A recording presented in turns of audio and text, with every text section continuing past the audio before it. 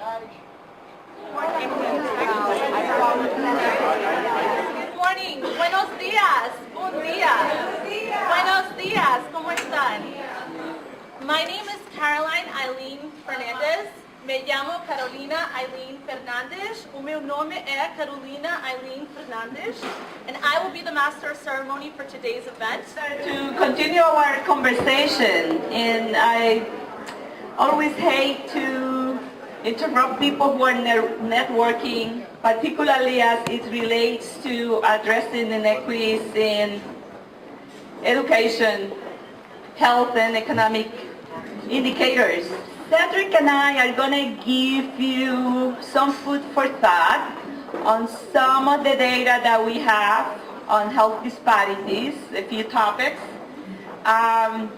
We are not covering all, but just a few slides to get our community respondents or our colleagues at the local level to address some of these issues, and particularly to tell us what is going on at the local level. So I'm going to start by going back to Professor Cranberry's slide to highlight the medical insurance as one area where there is disparities in the percentage of people who have no medical insurance.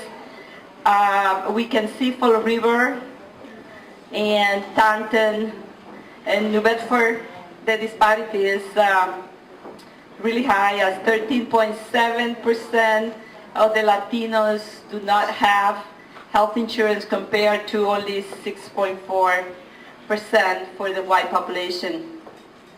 So just to bring us back to the data, this is a slide that shows the main causes of death for Hispanic Latinos in some of the different cities. We didn't have data from Taunton. So the way that I highlight the disparities is to look at the red numbers, red flags. So you will see that in the first column, I present the main causes of death for 2010 for Massachusetts in general. Those are cancer, heart disease, strokes, unintentional injuries, diabetes, nephritis, pulmonary disease, and pneumonia, influenza. And then when you compare with the Latinos, we notice that the Latinos in Massachusetts have a high rate of age-adjusted for diabetes. And in Brockton, that is almost twice as that of the state, 25.5. And then in New Bedford is 18.6, which is more or less what we have for Latinos in the entire state. For pulmonary disease, we see that very high rate for Latinos in Fall River. Something is going on in Fall River that is making people, or Latinos particularly, suffer from pulmonary disease. In Brockton, we have that pneumonia and influenza is much higher than the state. We don't have data for the entire Latinos in Massachusetts, but we do have data from New Bedford. And New Bedford is also very high, higher than Brockton and higher than the state rates. Now, it's interesting that when you look at the entire mortality rate for all causes of death, that the Latinos appear to be much higher, even though the Latino population is so young. And in some of these conditions, like diabetes, cancer, stroke, there are conditions that are more prevalent in older people. Also, we want to point out that liver-related diseases and homicides are also higher for the Latinos in Massachusetts. We don't know about the local communities because that data has not been collected. So we don't have, and also one thing that I wanted to tell you is that oftentimes this is data from the Massachusetts Department of Public Health, and often when there is less than 5 cases, they do not report the data because of the policy that protects people's privacy and confidentiality. Now, this is a slide that Cedric may want to come and talk about the Native American and how different the Native American causes of death are from the general population. Thank you, Idali. There are a couple of things I want to point out about this slide and just set the framework. When you're talking about looking at disparities in relation to American Indians are a people and peoples bound by policy and policy issues. And that has a direct impact on what type of data is collected, who collects it, and how it's reported. So when you look here, Mass Department of Public Health, which is a great partner organization for the Institute and for Native people in Massachusetts, and other than the Commission on Indian Affairs, it's the only state agency that does any reporting on American Indians. So I give them full credit and acknowledgement about their degree of engagement to publish this report. But when you look at the time frame, 1994 to 2004, we're talking about their main sources of data would have come from a couple of places. One, standard state reports, and two, at that point in time, there was an urban Indian clinic in Boston, and for the Aquinnah tribe, there's a tribal clinic there. Mashpee Wampanoag tribe had not received federal recognition yet. They did in 2007. So now, if you looked at these numbers 4 years out, you'd see an increase and think, wow, so they're a lot more dying a lot faster. And the reality of it is it's an increase in data collection methodology and the ability to collect additional data. So these are some of the challenges when you're looking at these disparities.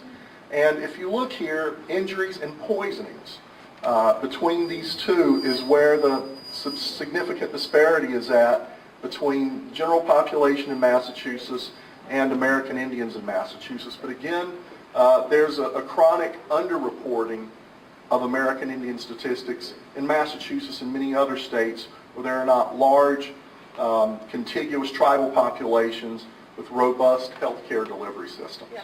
And when it comes to indigenous populations from Central America, South America, the dearth of information it's worse. We don't know much about some of the indigenous communities in the United States that are immigrating from Central and South America.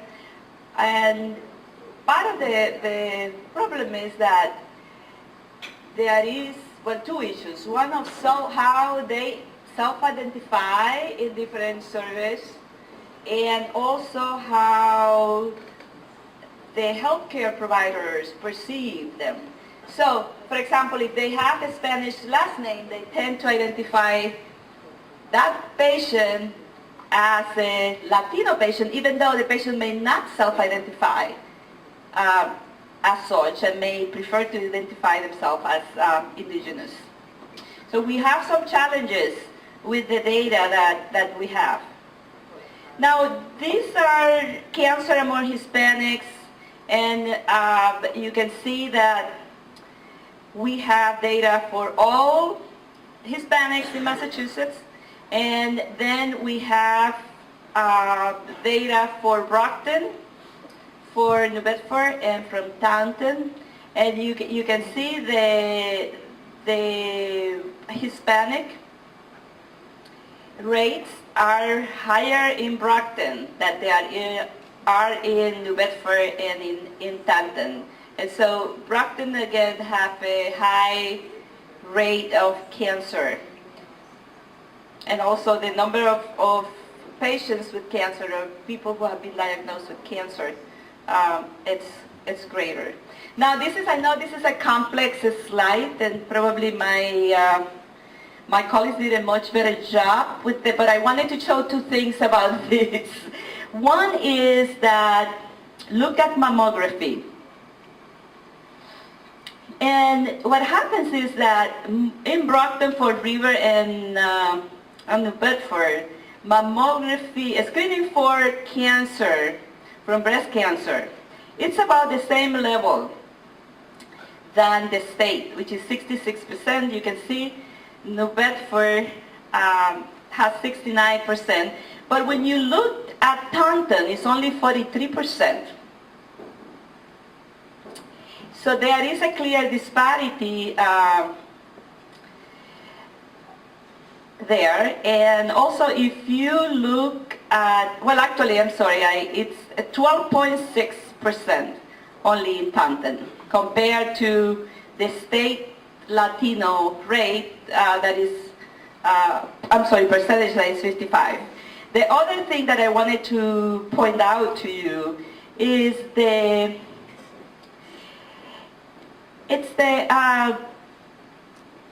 clinical, well actually the pap smear, if you look, you see also disparities, and there are disparities in all the cities.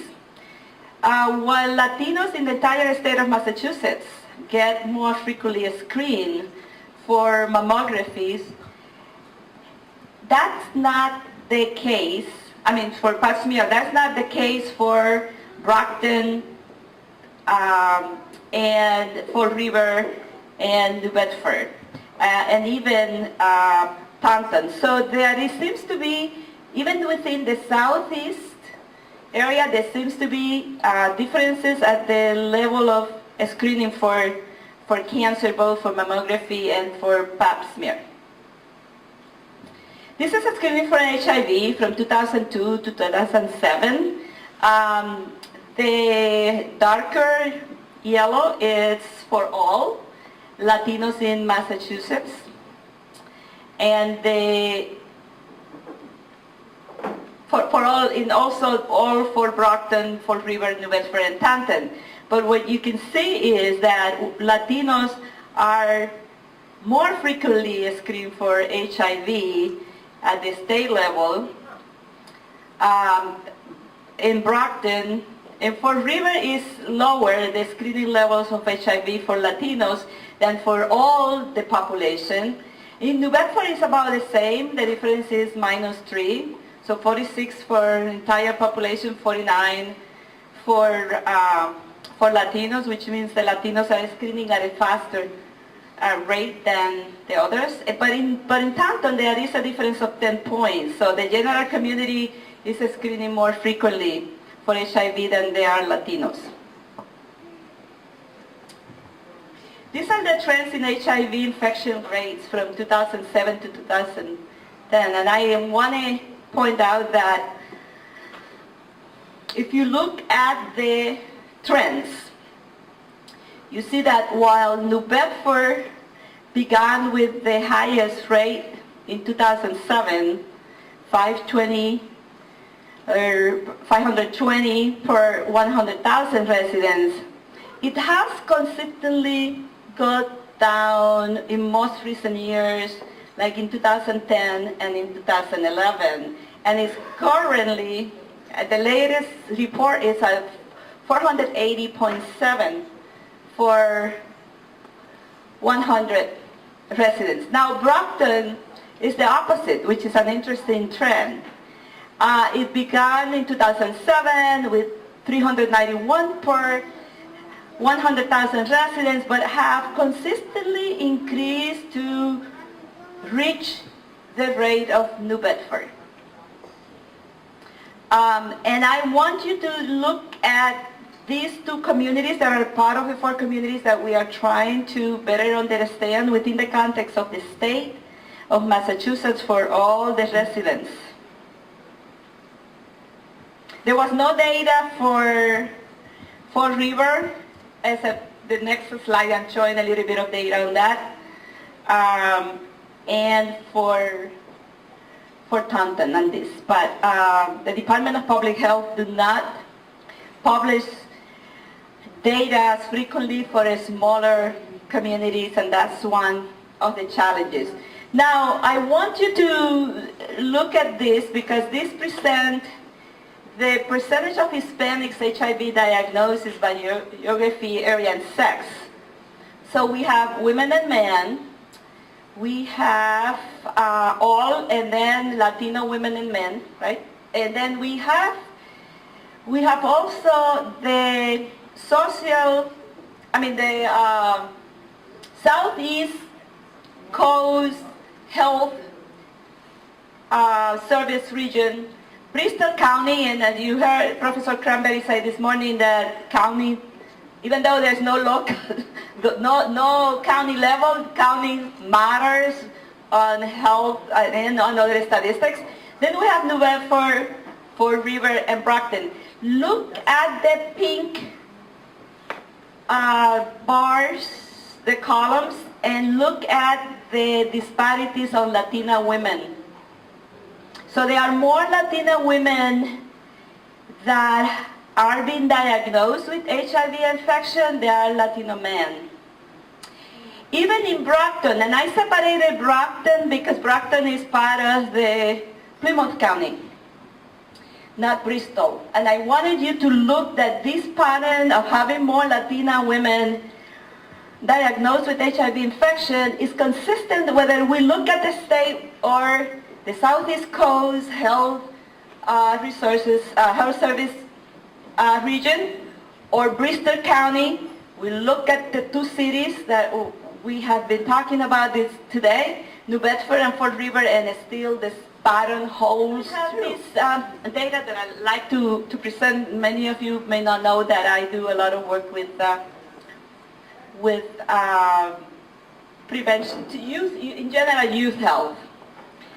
And when you look at these trends, you have cause for celebration except on Taunton, because the rates of teen pregnancy have consistently declined for the entire population in New Bedford, Fall River, Brockton, and at the state level. And so this is also happening in other parts of the state where the rates for teen birth have declined dramatically, which is consistent with the trend at the national level. However, when you look at only the Latinas, the percentage of Hispanic teen mothers has not declined. So there is something interesting going on, that while the entire population and the overall rates of teen birth have decreased, in the Latino community have increased. So we see that have increased at the state level,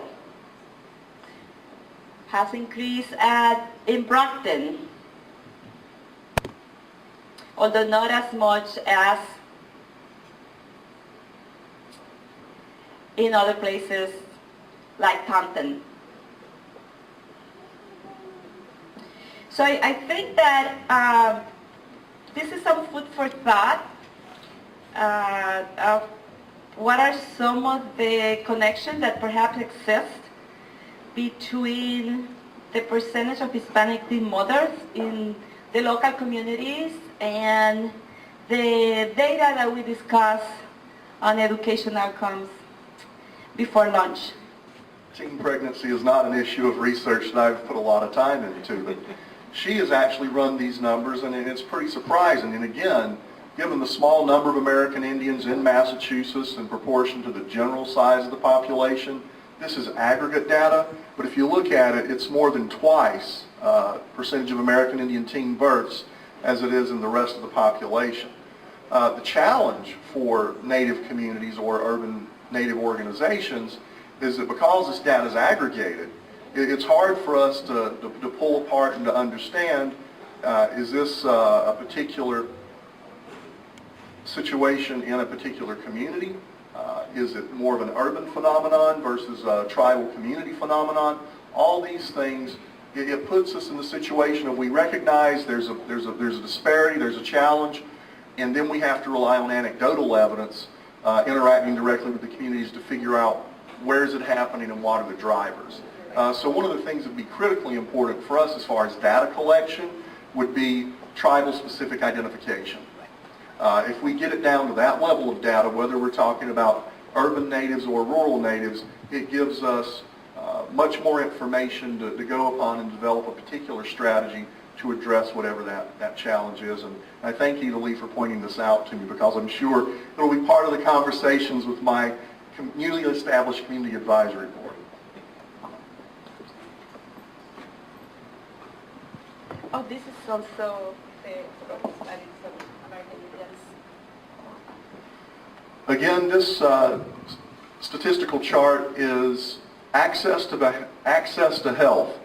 And for those of you who are in the healthcare system, you're aware that there is such a thing as Indian Health Services, and a lot of folks assume that because that exists that all Indians are eligible and receive those services, but that's not true.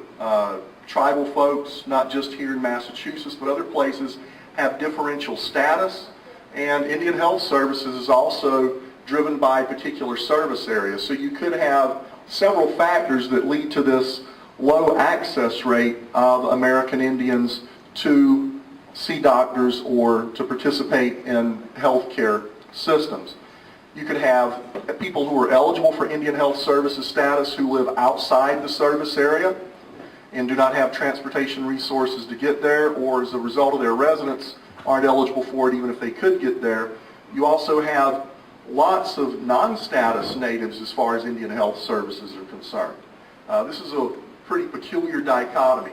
Tribal Indian Health Service clinics, funded as tribal clinics, can only service federally recognized tribes. An urban Indian health clinic can service state and federally recognized tribes. So it has a broader net, but less money. And what's also happening in Massachusetts, and it's reflected nationally, is the native population is more and more off-reservation or outside their traditional communities in more urban areas, but the dollars to service American Indian health care is going in the exact opposite direction. So the numbers are increasing in the urban areas, and the health care dollars are decreasing in those areas, and the tribes are getting more money, which they need. But there's not an overall increase in health care dollars available, but a shifting away from where the majority of the population's at. And so that's what some of the driving factors for what you see here. And so that's some food for thought to get you all think about some of the disparities. We know, for example, in diabetes, there are, for both communities, there are significant disparities. But we want to get to talk to the people at the local level to hear what are some of the efforts that they have undertaken to address some of these disparities. We're going to have Ron O'Connor. He's the Regional Director of the Massachusetts Department of Public Health, and we are actually grateful that he's here. Adrian is going to talk to us about his own experience of interacting with the healthcare system in New Bedford and the surrounding towns. And Brian Pastori from the Community Economic Development Center, he's going to talk to us about transportation as it relates to an issue of health equity. The fact that people cannot get to the doctors to make their appointments, the fact that that often not only to get to the appointments for regular checkups, but to get to the appointments to get specialized care and to get appointments to when they have medical emergencies. So Brian is from the Community Economic Development Center, and he will talk to us about an initiative for the Writers Union. So, just talk about health insurance, and I just received the latest version of my health insurance card, and part of my message today is that this is a necessary but not sufficient for good health, that we need to start thinking beyond the health insurance card, beyond health insurance, and look more at the community level and what happens in the community in terms of creating environments in which people can can thrive. Yeah, I was this morning at my daughter's middle school graduation, well, not a graduation, but an award ceremony. They decided not to have a graduation, and you talked this morning about education, and education policy is a very important part of health policy. That we know that the data shows more important than, if you look at disparities in education and graduation rates have an enormous impact on people's health later in life. It affects their economic opportunities. It affects the places where they live, which affect their health. So that's sort of how I'm going to frame this discussion this morning, beyond the health insurance card, beyond the data, and talk a little bit about what do we mean by health equity. And I'm not going to read these slides, but people's access to and understanding of their own health means understanding health in general. And health literacy has emerged as a major issue as well. And community health workers are an important part of overcoming some of the challenges of health literacy. The latest data that I've seen says that well over 80% of the population has low health literacy skills, meaning that the complexity of the healthcare system and healthcare information is so large that we need to have strategies to overcome that. I recall hearing one of the national experts on health literacy at a health literacy conference talking about how hospitals need to sort of make some changes around patient navigation. And our best example that sort of sticks in my head is that the hospital had signage that said the nephrology clinic is this way. Well, all of the nephrologists, those in nephrology referring to kidney disease and circumstances, all the nephrologists know where the clinic is. They know what nephrology is. But people with kidney diseases may not know that. So a simple change to that language in the hospital says kidney clinic this way can make, sort of make the system less intimidating. Very simple example. We do have Helena Hughes and Valentina Martinez here from our pilot projects with the Greater New Bedford Allies for Health and Wellness. They're going to make some comments when we get to the Q&A session. But that I think that concludes my remarks. So thank you. I hope that wasn't too fast, but I just feel so passionate about the role of community health workers, overcoming health disparities, recognizing that, again, this health insurance card, necessary but not sufficient, that we all need to work together. That's what's great about this forum, is all working together to improve the conditions in neighborhoods and communities that will allow people to live healthy lives. Thank you. Mi nombre es Adrián Ventura, soy el director del Centro Comunitario de Trabajadores de New Bedford. Good evening, my name is Adrián Ventura, I'm the director from the Centro Community Workers Center of New Bedford. Bueno, como saben, perdón que tengo esto porque pertenezco de la comunidad del Triángulo Ixil de Guatemala, soy del quiché, mi primer idioma es quiché, hablo un poco español y un poquito inglés y sé decir thank you. Sorry, I'm part of the community of the Mayan from New Bedford. I speak a little bit of English, a little bit of Spanish. My native language is the quiché, but I know how to say thank you in English. Estamos aquí precisamente para expresar realmente los problemas que hay acá en el pueblo, especialmente yo soy víctima de estos problemas de salud. We're here to express our concern about victims. Myself, I'm a victim of the health issue. Algunas cosas yo entiendo bien. Primero también agradecer a todos los que estamos acá presentes, porque sabemos que tenemos una misión de ayudarnos unos a otros y el gran problema ahora es de salud. We know that we need to help each other. We know that we have a huge issue in the health. We're going to talk about health issues. Entonces, el seguro, por ejemplo, cuando tú vas a la clínica acá en Bedford, When you go to the clinic here in New Bedford, tú vas, te preguntan primero, ¿tienes ID? Y you go and the dices, first no. thing they ask, do you have an ID? Yo tengo 14 años de estar acá en Bedford. I have 14 years been living in New Bedford. Y lo que te preguntan, ¿no tienes ID? No. Entonces, hay un problema no solamente acá en la clínica, sino que también en los hospitales. If they ask you if you have an ID and you tell them no, that it's a problem arises there with the clinics and the hospitals. El problema es que no tenemos traducción. Todo lo que yo agradezco al Señor que habló en este momento. The problem is that we don't have help about interpreting. I think that Cuando te preguntan, ellos cuando llenen el papel lo hacen a la manera de ellos. yeah, when they ask you and you give them your information, they put wrong information. They fill it up the way they wanted it. Por ejemplo, nosotros somos de 4,000 a 5,000 mayas en New Bedford. For example, in New Bedford, we are about like 4,000 or 5,000 people in New Bedford, the Mayan community.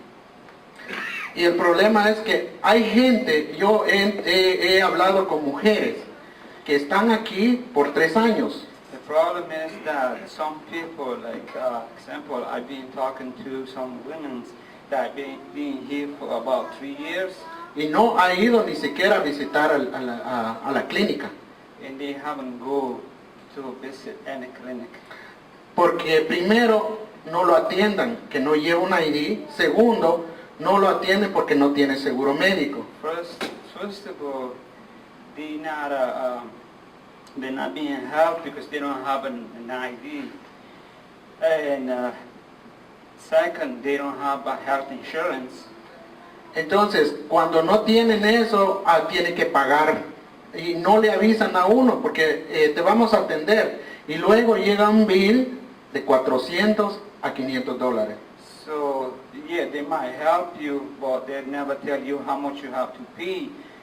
The next thing you're going to notice that is you're going to get a bill about $400 to $500.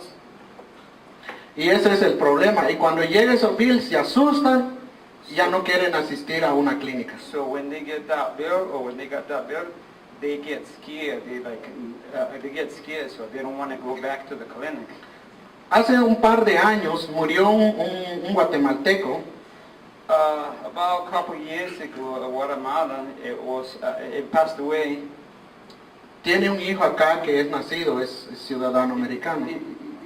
He left a son, which is born in the United States. He's a U.S. citizen. Porque no tenía seguro médico, no tenía cómo ayudarse, no pudo irse, es inmigrante, tenía problema con migración.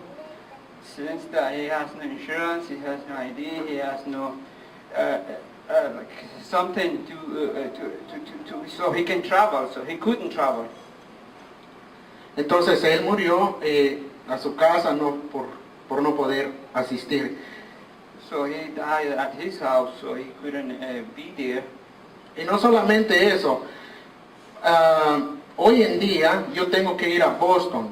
Yo tengo mis documentos bien. Nowadays, I have to go to Boston, things that I have my documentation. Entonces, no me atienden aquí en el hospital, aparte que yo tengo Mass Health. Even though I have the Mass Health insurance, Yo no entiendo por qué. They don't help me. I don't get it. Why not? Yo tengo kidney stone.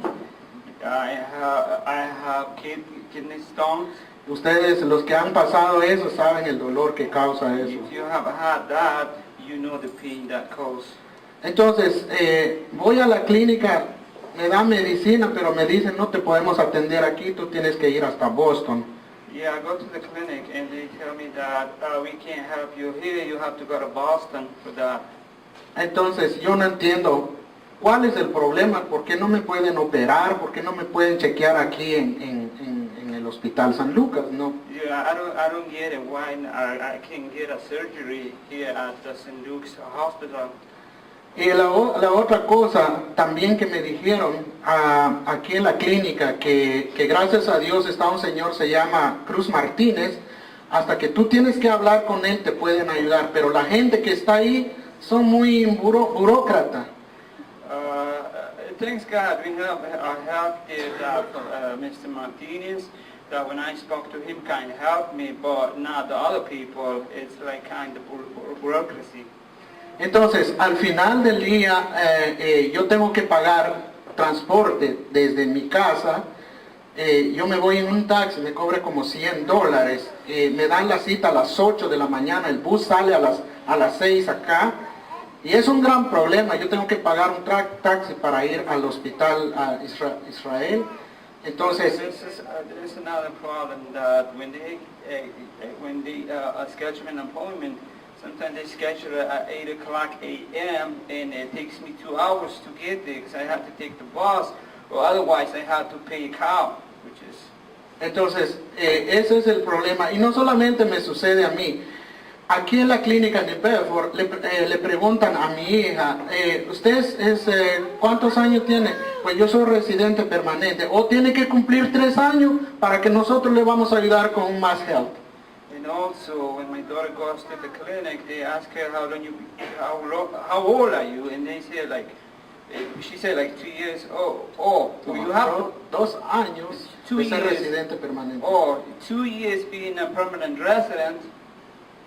Entonces le dice, tiene que ser 3 años de ser Oh, residente so acá they tell her that you have to be 3 para que tú years calificas permanent para resident, un más health. so you can qualify for the mass health insurance. Entonces ella tiene problema en los ojos y apenas le han dado una tarjeta le dicen que solo la mitad paga.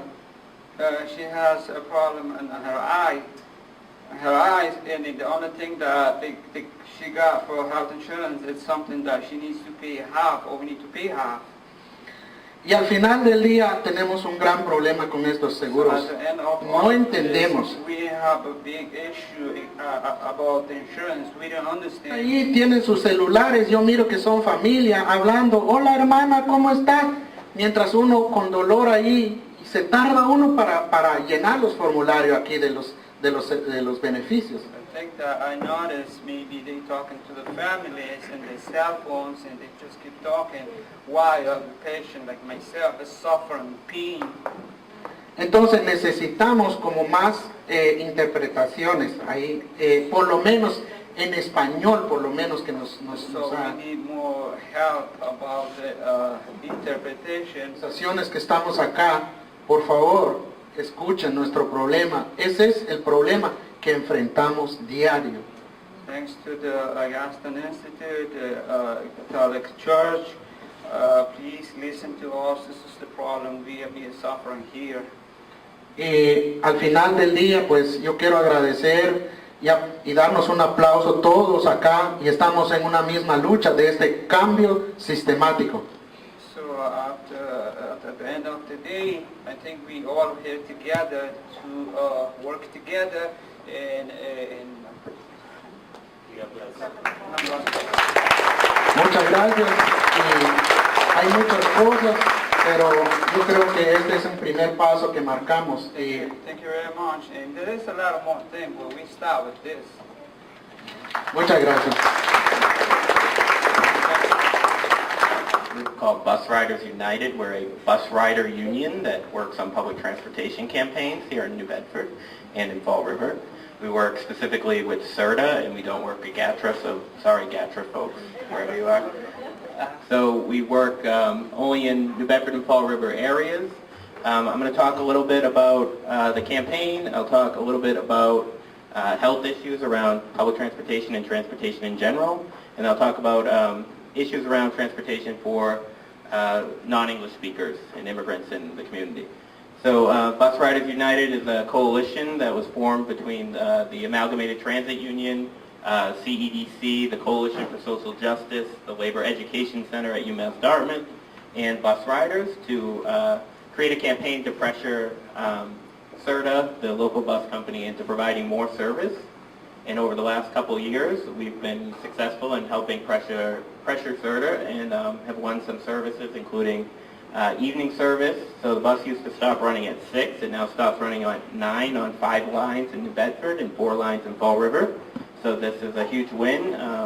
Those lines serve heavily immigrant communities. They serve the 1 and 2 line in New Bedford is the most heavily traveled line by both immigrants and non-immigrant riders. It's the most heavily line, and it's running till 9 o'clock, which is the first time it's run late in 30 years. So that was a big win for us. In terms of our work with the immigrant community, we do some outreach to Spanish speakers, into organizing into the Bus Riders Union. We've had some meetings, and we're trying to engage. Right now, we don't have a hard number, but according to bus drivers, 30 to 40% of the riders are Latino immigrants on the bus, in a population that is probably around 15%. So it's quite a high demographic. As part of our campaign, we've worked with the state to increase funding to Southeastern Mass and for the RTAs, the Public Transit Public Good campaign. So we're hoping with some of this more money for public transit, we'll be able to have more access for immigrants, non-English speaking populations, and more service, especially hopefully on the fish houses where people are working and need access to bus service. That's kind of it from me, and we're going to do a Q&A, right? Yeah. Yep. Great, thanks.